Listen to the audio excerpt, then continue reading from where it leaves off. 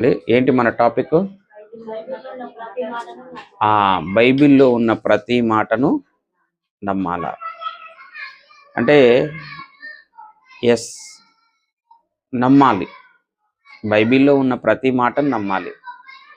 నమ్మాలి గానీ ఏమని నమ్మాలి?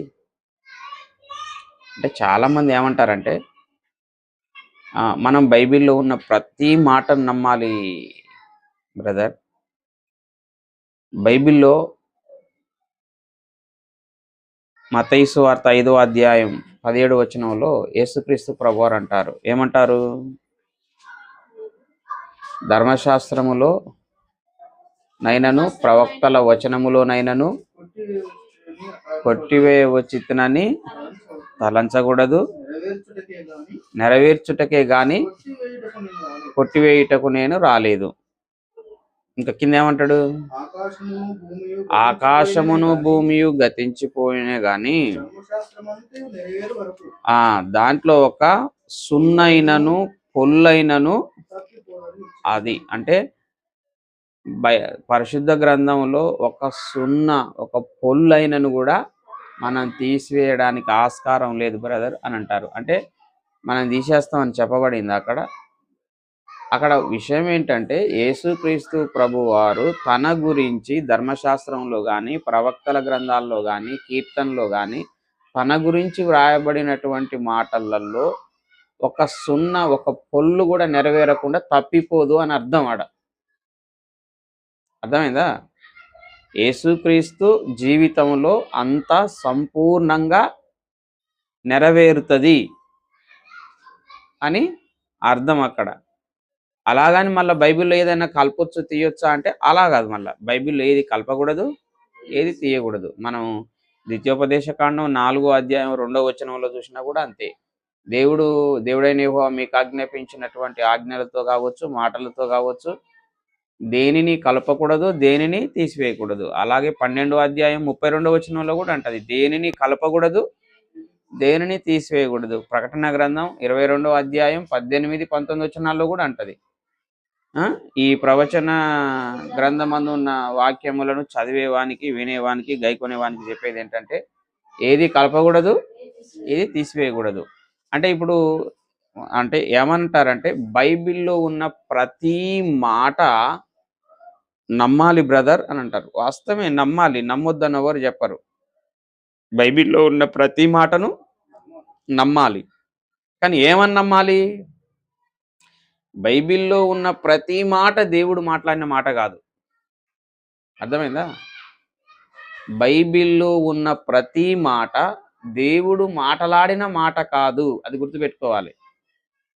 బైబిల్లో ఉన్న ప్రతి మాట దేవుడు రాయించిన మాటే. అది గుర్తుపెట్టుకోవాలి. మళ్ళీ పరిశుద్ధ గ్రంథంలో ఉన్న ప్రతి మాట దేవుడు రాయించిన మాటే.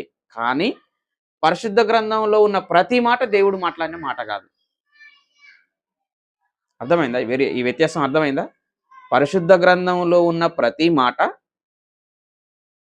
దేవుడు మాట్లాడిన మాట కాదు. కానీ గ్రంథంలో ఉన్న ప్రతి మాట దేవుడు వ్రాయించిన మాటే. అంటే ఈ పరిశుద్ధ గ్రంథంలో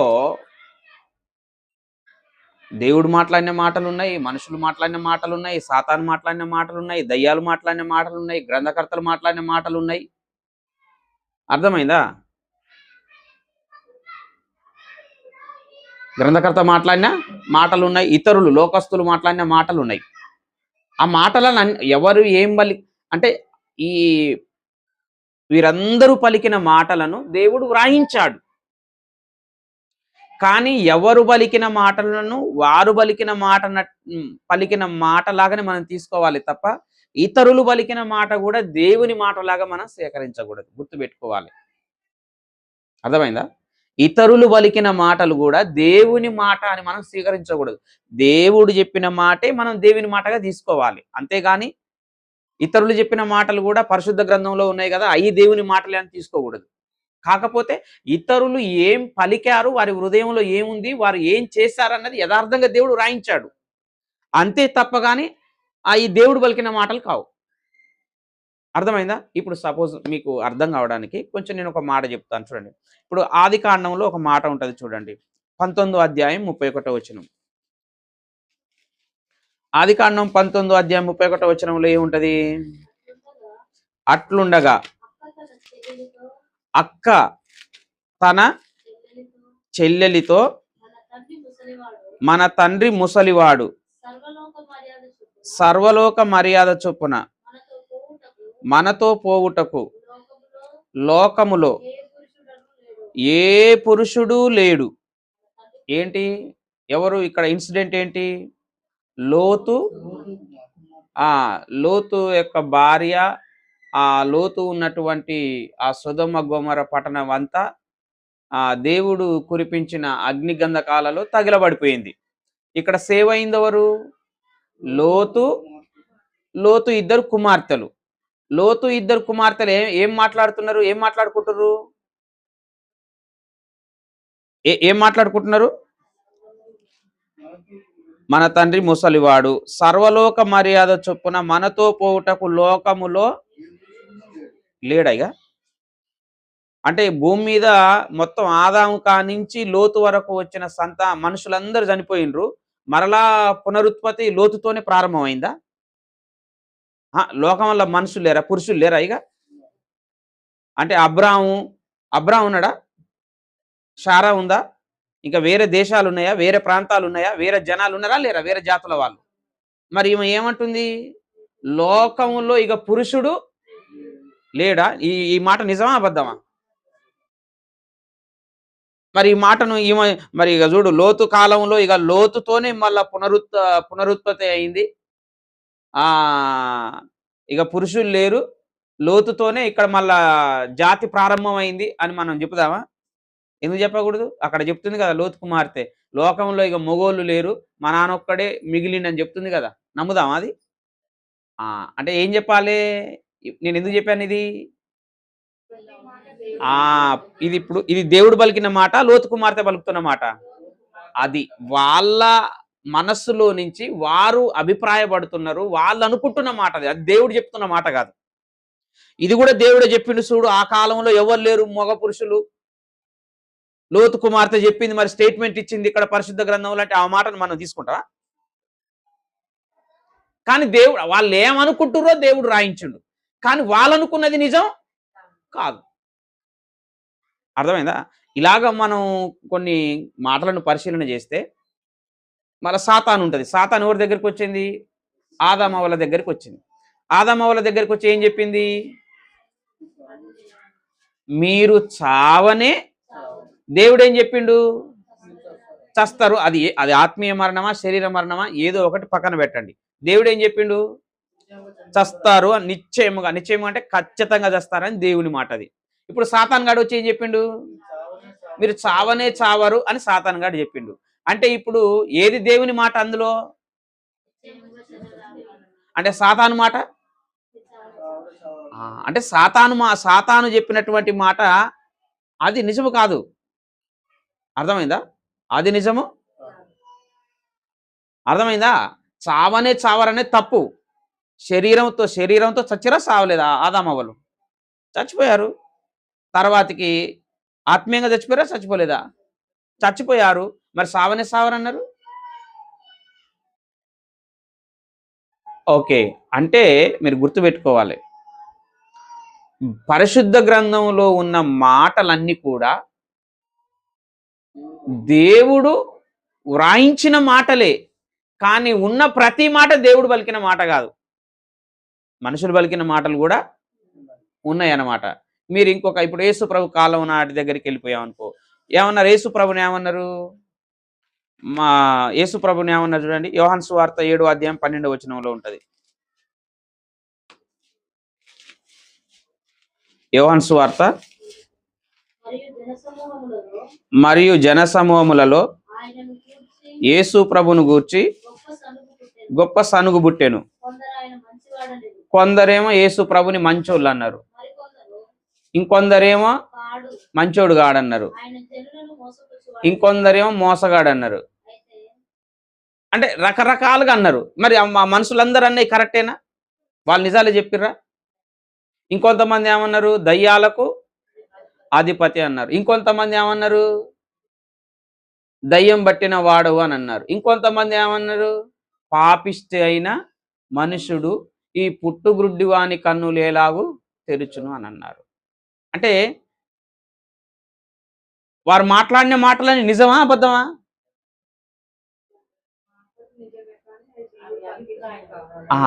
అంటే మనుషులు వాళ్ళు ఏమి అభిప్రాయపడ్డారో, ఏమనుకున్నారో, ఏమి పలికారో దేవుడై రాయించాడు. కానీ అవి నిజాలు కావు. అర్థమైందా? అవి నిజాలు కావు. అంటే పరిశుద్ధ గ్రంథంలో ఇతరులు పలికిన మాటలున్నాయి, దేవుడు పలికిన మాటలున్నాయి, దయ్యాలు పలికిన మాటలున్నాయి, గ్రంథకర్తలు పలికిన మాటలు కూడా ఉన్నాయి. అందుకని యోబు కూడా ఒక మాట అంటాడు, నా బుద్ధికి మించిన మాటలు మాటలాడి తిని అని అంటాడు. అర్థమైందా? పౌలు కూడా అంటాడు, ఏమంటాడు తెలుసా? నేను కొంచెం అవివేకంగా మాట్లాడితే నన్ను క్షమించండి అని అంటాడు. అర్థమైందా? ఇంకొక కొరింథీ పత్రికలో ఇంకో మాట ఏమంటాడో తెలుసా? ఇది నా హితోపదేశమే తప్ప ప్రభు ఆజ్ఞ కాదు అని అంటాడు. అంటే ఆయన పర్సనల్ సజెషన్ ఇస్తున్నాడు అనమాట. అర్థమైందా? అంటే బైబిల్లో ఉన్న ప్రతి మాటను నమ్మాలా నమ్మొద్దా అంటే అది దేవుని మాట కాదా అని నువ్వు ఆలోచన చెయ్యి. అది పరిశుద్ధ గ్రంథంలో దేవుడు పలికించిన మాట అయితే అది ప్రవక్త ద్వారా కానీ, దేవదూత ద్వారా కానీ, పరిశుద్ధాత్మ ద్వారా కానీ దేవుడు పలికించిన మాట అయితే అది దేవుని మాట అని నువ్వు ఖచ్చితంగా నమ్మి తీరాలి. దేవుడు పలికిన మాట కాకుండా ఇతరులు పలికిన మాటలైతే వాటిని నువ్వు కన్సిడర్ చేయాలి. నమ్మాలా నమ్మొద్దా, నమ్మడానికి ఆమోదయోగ్యంగా ఉందా లేదా. అంటే చాలా మంది ఏమంటారంటే, బ్రదర్ బైబిల్లో ఉన్న ప్రతి మాటను నమ్మాలి బ్రదర్, ప్రతి వ్యక్తి చెప్పిన మాటను నమ్మాలి బ్రదర్. అంటే ప్రతి వ్యక్తి చెప్పిన మాటలను నమ్మితే నువ్వేమైపోతావు? అర్థమైందా? అందుకని సామెతల గ్రంథంలో 30వ అధ్యాయంలో 5-6 వచనాల్లో ఉంటది. ఏముంటది? సామెతల గ్రంథం 30వ అధ్యాయం దేవుని మాటలన్నీ అది దేవుని మాటలతో చేర్చవద్దు. ఏంటి దేవుని మాటలతో? ఈ 66 పుస్తకాలలో ఉన్న దేవుడు పలికిన మాటలు ఉన్నాయి. ఇప్పుడు ఒక సంథింగ్ ఇప్పుడు మత్తయి సువార్తలు తీస్తారు. సువార్తలలో యేసుక్రీస్తు మాట్లాడిన మాటలు కొన్ని బైబిళ్లలో రెడ్ లెటర్స్ లో ఉంటాయి కదా. మామూలుగా మన ఈ ఎర్ర బైబిల్ అయితే కామన్ గా అన్ని బ్లాక్ ప్రింటింగ్ లోనే ఉంటాయి. కొన్ని వేరే బైబిల్లో అయితే యేసు ప్రభు మాట్లాడిన మాటలను రెడ్డింకుతో ముద్రించడం జరిగిందనమాట. అర్థమైందా? దేవుని మాటలతో ఏమి కలపగాకు, ఏమి తీసివేయగాకు. దేవుని మాటలతో కలపగాకు. అర్థమైందా?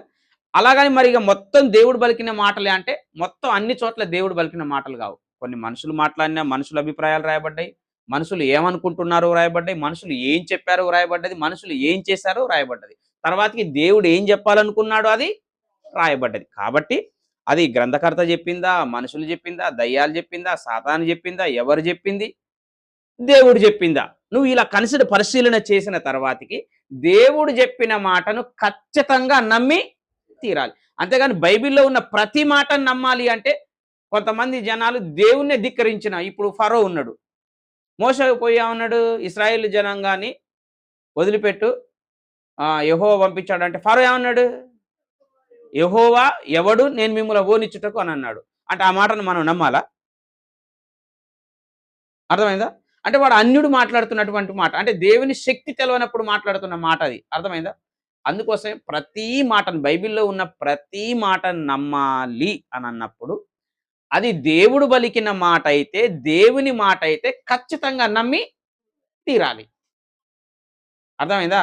ఇక దయ్యాల మాటలు, ఇతరుల మాటలు, ఆత్మలేని మాటలు నమ్మితే ఏమైపోతాం అంటే ఆదాము అవ్వలు నాకు ఆగమైపోయినట్టే. ఆదాము అవ్వలు ఎవరి మాటలు నమ్మిండ్రు? దేవుని మాట నమ్మిండ్రా, సాతాను మాట నమ్మిండ్రా? అది బైబిల్లో ప్రతి మాటను నమ్మాలంటే దేవుడు పలికిన ప్రతి మాటను నమ్ము. దేవుడు పలికిన మాటలు కాకుండా ఇతరులు పలికిన మాటలు ఉన్నాయి, ఆ మాటలను నమ్మాలంటే నువ్వు ఆలోచన చెయ్యాలి. అది దేవుని మాటకు అనుకూలంగా ఉంటే దాన్ని నమ్ము, దేవుని మాటకు వ్యతిరేకంగా ఉంటే దాన్ని నువ్వు నమ్మవసరం లేదు. అందుకని చాలా అంటే నేను ఎందుకు చెప్తున్నానంటే, బ్రదర్ మీకు విషయం తెలియదు, 66 గ్రంథంలో ఉన్న ప్రతి మాటను నమ్మాలి బ్రదర్. ఏమని నమ్ముతావు ప్రతి మాటను? కొన్ని మాటలు ఇప్పుడు దేవుని తిట్టిన వాళ్ళు ఉన్నారు, ఇప్పుడు కొంతమంది యేసుప్రభుని దూషించినోళ్ళు ఉన్నారు. అంటే యేసుప్రభు మీద నిందలేసినోళ్ళు ఉన్నారు. అయి మనం నమ్మాలనా? ఇప్పుడు యేసుప్రభు సమాధి చేయబడిన తర్వాతకి, ఆ సమాధి కాపలా ఉన్నవారు ద్రవ్యం తీసుకొనొచ్చి ఊరిలో ఒక పుకారు పుట్టించారు. ఏమని? ఆయన లేవలేదు. ఆయన శిష్యులొచ్చి అది వాడుకలో ఉందంట ఆ పుకారు. దాన్ని నమ్మాలనా మరి మనం? యేసుప్రభు లేవలేదని నమ్మాలనా? అది. అంటే మనుషులు చెప్పిన మాటలను నమ్మడం కాదు. అంటే ఇతరులు లోకస్తులు పలికిన మాటలు కూడా బైబిల్‌లో ఉన్నవి. అవి దేవునికి వ్యతిరేకంగా ఉంటే ఆ మాటలను మనం నమ్మొద్దు. దేవుడు పరిశుద్ధాత్మ చేత ప్రవక్తలను గావచ్చు, అపోస్తలులను కావచ్చు, ప్రేరేపించి పలికించిన దైవ ప్రేరితమైనటువంటి మాటలను, దేవోక్తులను మనం ఖచ్చితంగా నమ్మి తీరాలి. అంటే అంటే ఇప్పుడు ఫైనల్‌గా నేనేం చెప్పాలనుకుంటున్నానంటే, బైబిల్‌లో ఉన్న ప్రతి మాట దేవుని దేవుడు పలికిన మాటలే ఉండలేదిక్కడ. ఇతరులు పలికిన మాటలు గూడా ఉన్నవి. అంటే బైబిల్‌లో ఉన్న ప్రతి మాట దేవుడు రాయించిన మాటే. కానీ ప్రతి మాట దేవుడు మాట్లాడిన మాట కాదు. ఇతరులు మాట్లాడిన మాటలు గూడా ఉన్నాయి. కాబట్టి పరిశీలన చేయండి అని చెప్తున్నా. ఓకేనా?